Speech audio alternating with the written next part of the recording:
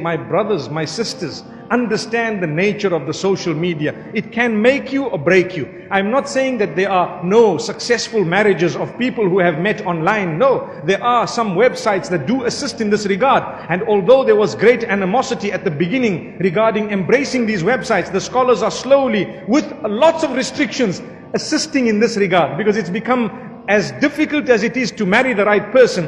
The choices have really expanded, and at the same time we have technology that can help us achieve something. But remember, there are crooks as well on the other side. There are foxes, there are cheats on the other side, there are vampires on the other side as well.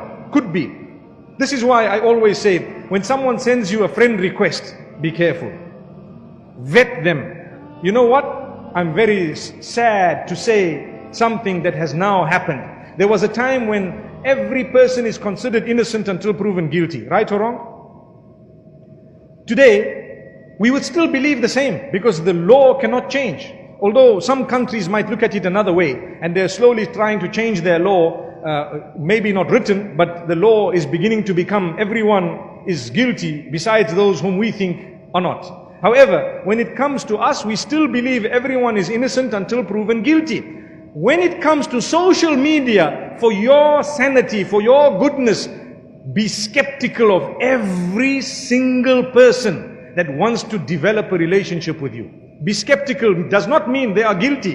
It means watch out. Anything could happen. There are people who are abusing it. So many people collect money using the names of scholars and using the names of others, and they have nothing to do with it in reality. The person himself has nothing to do with it. So it's quite easy to make a page using a name of someone else and then pretend to befriend others and pretend to say, you know what, we have this cause and that cause and we are collecting money. To be honest, it's up to you to verify. If you didn't, it's your fault. Same applies marriage. And this is why lots of marriages are breaking, because when you end up living with the person, 3 days is more than enough to figure them out. 3 days. You already start feeling uneasy. Oh, I thought this person was really good.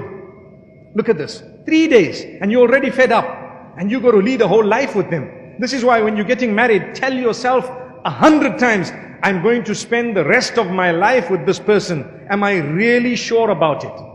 Tell yourself, I'm going to spend the rest of my life with this person. Am I really sure about it? We are human beings. We are not chameleons who can change every day. One day this wife, another day that wife. People are becoming fed up of themselves. So what they do, they start swinging. I don't know if you've heard this. It's happening in some nations at the moment, where people go to a party and they swap wives because they're fed up. Guess what happens?